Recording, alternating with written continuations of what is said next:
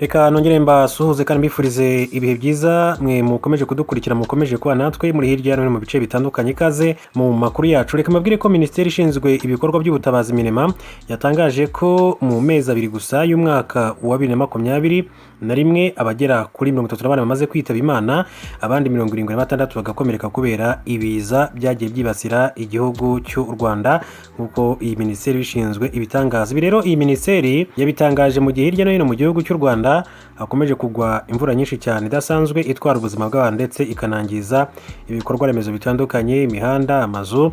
Hanyuma usibye rero abantu bitabye Imana, Minema itangaza ko inzu zigera kuri 498 zasenyutse, muri zo izigera kuri 431 zasenywe n'imvura nyinshi, 50 zisenywa n'urubura, mu gihe 11 zazize inkongi y'umuriro.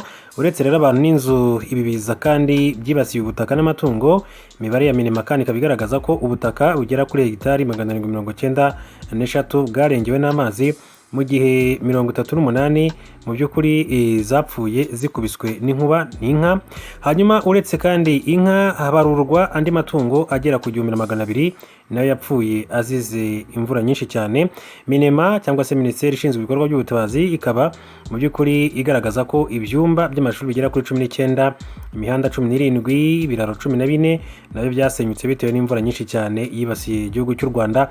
Umunyamabanga uhoraho muri Minema Kayumba Olivier yabwiye igitangazamakuru cya leta RBA ko abantu bakwiye kuba maso muri iki gihe cy'imvura birinda ibidashoboka byose byabasenyera cyangwa se bikabatwara ubuzima. Yagize ati no gusaba abantu gukomeza gukurikiza amabwiriza yo kwirinda inkuba, ntibajye kugama munsi y'ibiti, ntibajye mu muhanda, ntibajye ahantu hari amapoto y'amashanyarazi kugira ngo rero inkuba zitabakubita. Kayumba Olivier rero akaba rero yasabye abantu bagituye ahantu hashyira ubuzima bwabo mu kaga kwimuka. Yagize ati hari n'ikintu kandi leta yakomeje gusaba kwimuka mu manegeka cyangwa se mu bishanga kugira ngo rero iyo amazi aje ari menshi cyane atabasenyera, cyane cyane ko bitemewe no gutura aho hantu. Mu rwego rwo gukomeza kwirinda ibyago bizanwa n'imvura, Minema yasabye abantu rero kujya bazirika ibisenge by'inzu mu gihe rero bari kubaka, ndetse kandi bagomba no kujya bafata amazi y'imvura birinda ko amazu yacengerwamo n'amazi.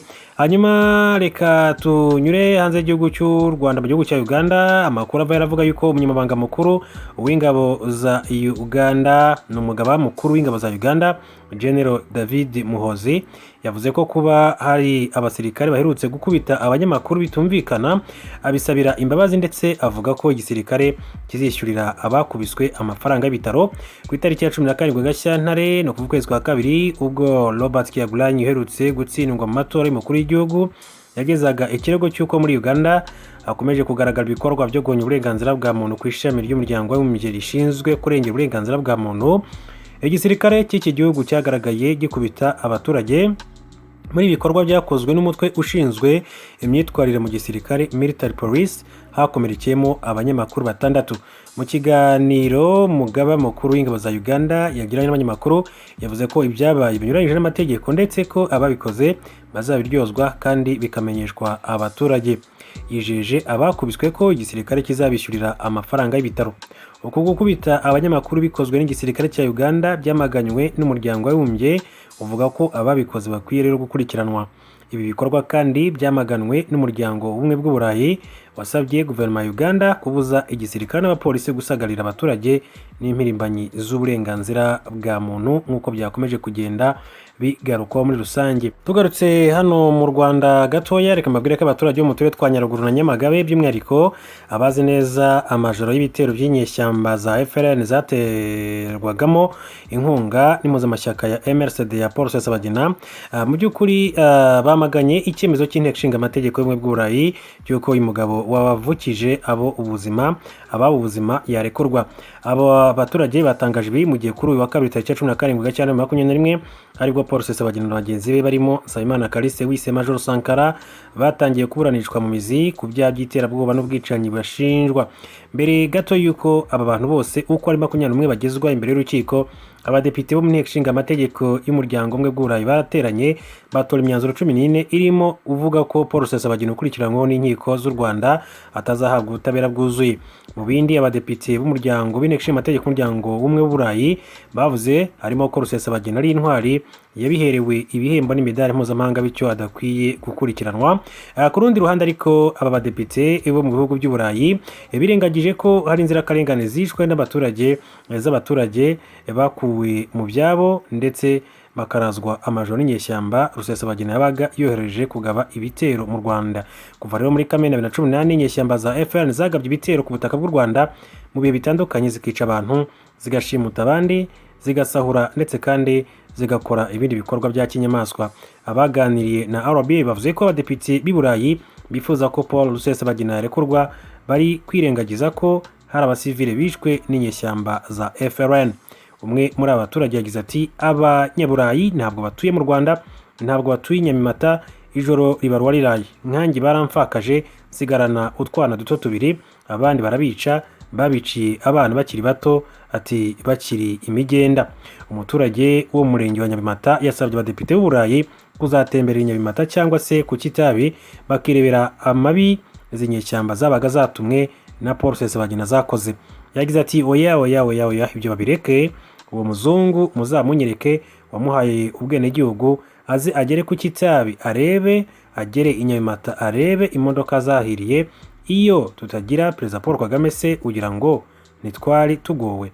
Ati bamukanire bamufunge n'abambari be, ati hagize umunyamahanga uza akagera i Nyamimata nkamwibonera ubwanjye nkamubwira uko byagenze byose.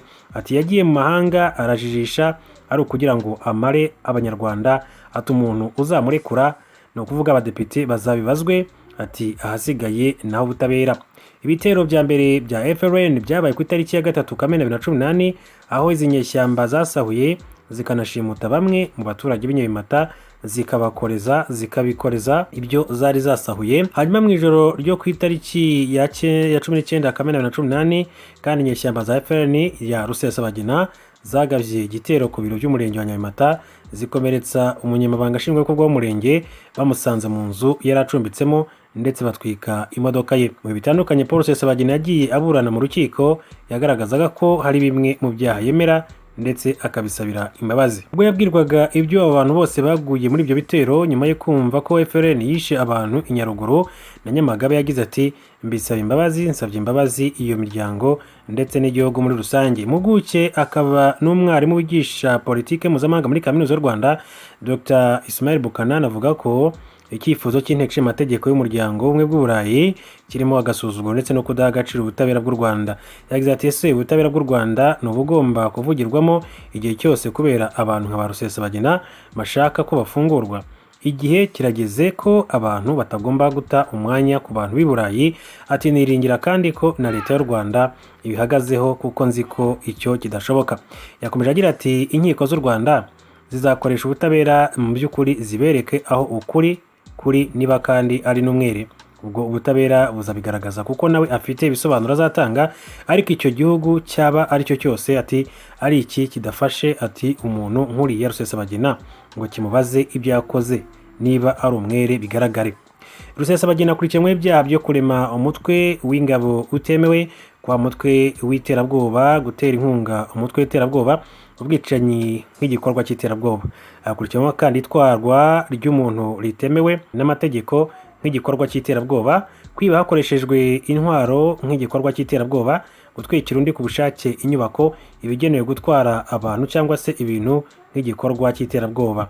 Ibindi byaha abikurikiranyweho ni ubwinjiracyaha bw'ubwicanyi nk'igikorwa cy'iterabwoba, gukubita no gukomeretsa ku bushake nk'igikorwa cy'iterabwoba. Abaturage bo mu turere twa Nyaruguru na Nyamagabe bagizweho ingaruka n'ibitero by'inyeshyamba za FRN bishimiye ko abari abayobozi bakuru ba MRCD FRN batangiye kuburanishwa mu mizi. Umuturage wo mu mudugudu wa Subukiniro, akagari ka Rogogwe, umurenge wa Uwinkindi mu karere ka Nyamagabe, yagize ati mbere ati bagifatwa twarabyishimiye, ati twumva biratunejeje kubera ko twumvaga ko ubwo abagizi ba nabi bafashwe natwe tugiye kuzabona ubutabera. Iyo niyo nkuru ya mbere yabanje kudushimisha. Ubu rero ni umwihariko ibyishimo dufite twebwe abanyarwanda, ati ntagereranywa kubera ko batangiye kuranishwa mu mizi kugira ngo ubutabera twari twiteze buboneke. Undi muturage wo mu murenge wa Nyamata yagize ati kubona Rusesabagina baramuzanye akaba ashyikirijwe ubutabera nibyo ab'inyabimata twifuzaga. Mu gitondo cyo ku itariki ya 17 Gashyantare 2021 nibwo Rusesabagina Paul, Nsamana Callixte Sankara na Nsengimana Herman na bagenzi be bongeye kugezwa imbere y'urukiko mu rubanza baregwamo ibyaha bifitanye isano n'ibikorwa by'iterabwoba bakekwaho. Mu iburanisha ryo kuri wa gatatu hagarutswe ku nzitizi zagaragajwe na buri muburanyi, aho Rusesabagina yagaragaje ko atari umunyarwanda nubwo icyegera cye Sankara yavuze ko biteye isoni kubona shebuja avuga atyo. Urukiko rwanzuye ko umwanzuro ku nzitizi zatanzwe na Paul Rusesabagina uzatangazwa ku 26 Gashyantare 2021.